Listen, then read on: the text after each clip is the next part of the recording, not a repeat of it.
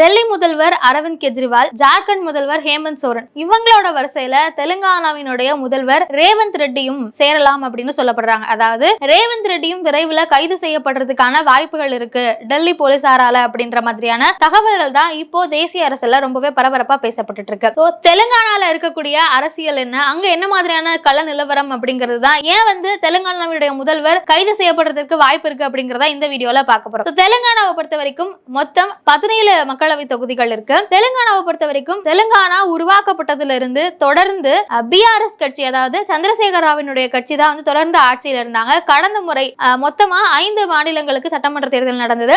அதுல கர்நாடகா, தெலுங்கானா மாதிரியான இதுங்களாம் நடந்தது. அதுல தெலுங்கானால கிட்டத்தட்ட தொடர்ந்து 10 வருடங்களுக்கு மேல ஆட்சியில் இருந்த சந்திரசேகர ராவை வீழ்த்தி தான் காங்கிரஸ் சார்பா ரேவந்த் ரெட்டி போட்டியிடப்பட்டாங்க. கிட்டத்தட்ட 2 பேரும் ஒரே தொகுதியில், ரேவந்த் ரெட்டியும் இந்த பக்கம் சந்திரசேகர ராவும் ஒரே தொகுதியில போட்டுட்டாங்க. அதுல காங்கிரஸ் சார்பில் நின்ன ரேவந்த் ரெட்டி ஜெயிச்சு தெலுங்கானாவினுடைய முதல்வரா ஆட்சி அமைச்சிட்டு இருந்தாரு. அங்கதான் இப்போ மறுபடியும் நாடாளுமன்ற தேர்தல் நடக்க போகுது.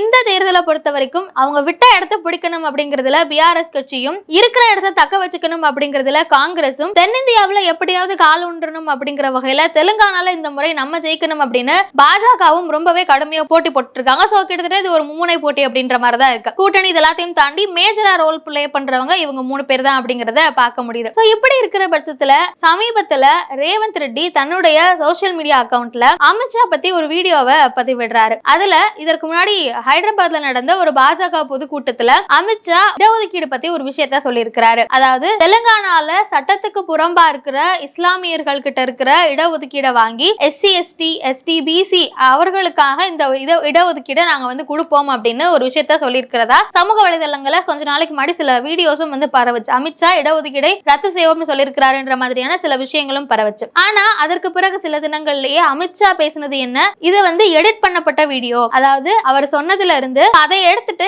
எஸ்சி, எஸ்டி, பிசிக்களுக்கும் நாங்க இடஒதுக்கீடை ரத்து செய்வோம் அப்படின்னு அமித்ஷா பேசி இருக்கிற மாதிரியான வீடியோவை எடிட் பண்ணி தெலுங்கானால காங்கிரஸ் தலைவர்கள் உட்பட நிறைய பேர் அவங்களோட சோசியல் மீடியால பகிர்ந்திருந்தாங்க. அந்த வகையில ரேவந்த் ரெட்டியும் இந்த வீடியோவை தன்னுடைய ட்விட்டர் பக்கத்துல பகிர்ந்திருக்கிறாரு அப்படின்னு ஒரு குற்றச்சாட்டு எழுந்தது. அதற்கு பிறகுதான் அவர் பேசின, அமித்ஷா உண்மையா பேசினது இதை இப்படி எடிட் பண்ணி சித்தரிச்சு போட்டிருக்காங்க அப்படின்ற மாதிரியான தகவல்களும் பரவ ஆரம்பிச்சது. இதை தொடர்ந்துதான் டெல்லி போலீஸ் ரேவந்த் ரெட்டியை நீங்க கரெக்டா ஆஜராகணும், உங்க செல்போனோட ஆஜராகணும், நாங்க உங்களை செக் பண்ணணும் அப்படின்லாம் சொல்லியிருந்தாங்க. அதன் அடிப்படையில ரேவந்த் ரெட்டி தரப்புல அவருடைய வழக்கறிஞரும் டெல்லியில ஆஜராகி இருந்தாங்க. ரேவந்த் ரெட்டி என்ன சொல்லியிருக்கிறாரு அப்படின்னா, இந்த குற்றச்சாட்டுக்கு நாங்க அப்படி எதுவும் பரப்பல, அது என்னோட ட்விட்டர் அக்கௌண்டே இல்ல, என்னோட பேர்ல இருக்கிற வேற ஒருத்தரோட ட்விட்டர் அக்கௌண்ட் அப்படின்னு அவருடைய வழக்கறிஞர் அங்க பேசியிருக்கிறாங்க. இதற்கு கடுமையான கண்டனங்களையும் ரேவந்த் ரெட்டி தெரிவிச்சிருந்தாரு. பாஜக தொடர்ந்து எதிர்கட்சிகளுடைய குரவலையை நெரிச்சிட்டு இருக்காங்க. இதுக்கு முன்னாடி 2 முதல்வர்களை கைது பண்ணி வச்சிருக்காங்க. அதே மாதிரி இடி, ஐடி எல்லாமே அவங்களுக்கு கீழே தான் செயல்பட்டு இருக்கு.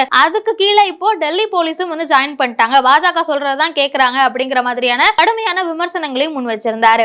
இதெல்லாம் தான் இப்போ தெலுங்கானால நடந்துட்டு இருக்கக்கூடிய விஷயம். இதுல நம்ம இன்னொரு கவனிக்க வேண்டிய விஷயம் என்ன அப்படின்னா, இப்போ இவ்வளவு கடுமையா பாஜகவை விமர்சிக்கிற காங்கிரஸை சேர்ந்த ரேவந்த் ரெட்டி கொஞ்ச நாளைக்கு முன்னாடி பிரதமர் மோடி ஒரு பரப்புரைக்காக தெலுங்கானாக்கு போயிருக்கிறாரு. அப்போ அதே மேடையில இருந்த ரேவந்த் ரெட்டி மோடியை புகழ்ந்து பேசியிருந்தாரு. குறிப்பா குஜராத் மாடல் ரொம்ப நல்லா செயல்பட்டு இருக்கு, அதே மாதிரி தெலுங்கானாலையும் வளர்ச்சி ஏற்படணும், மாநில அரசும் மத்திய அரசு சண்டை போட்டுட்டு இருந்தா எங்களுக்கு தேவையான எதுவுமே கிடைக்காது, அதே மாதிரி மோடி எல்லாருக்கும் ஒரு அண்ணன் மாதிரி அப்படிங்கிற மாதிரியான சில ஸ்டேட்மெண்ட் எல்லாம் சொல்லியிருந்தாரு. இது மோடிக்கும் அங்க இருந்த காங்கிரஸ் உட்பட எல்லாருக்குமே ஒரு மிகப்பெரிய அதிர்ச்சியை கொடுத்தது. யார் இவரு ஒரே மீடியால உட்கார்ந்துட்டு இப்படி பேசிட்டு இருக்காரு அப்படின்னு சோசியல் மீடியால இந்த வீடியோக்கள் எல்லாமே வைரலா போனதை பார்க்க முடிஞ்சது. கொஞ்ச நாளைக்கு முன்னாடி மோடியை புகழ்ந்து பேசிட்டு இருந்த ரேவந்த் ரெட்டி இப்போ தேர்தல் பிரச்சாரம் ரொம்பவே சூடு பிடிச்சிருக்கக்கூடிய இந்த நிலையில மறுபடியும் பாஜக மீது மறுபடியும் இப்படி ஒரு விமர்சனத்தை முன் வச்சிருக்கிறாரு.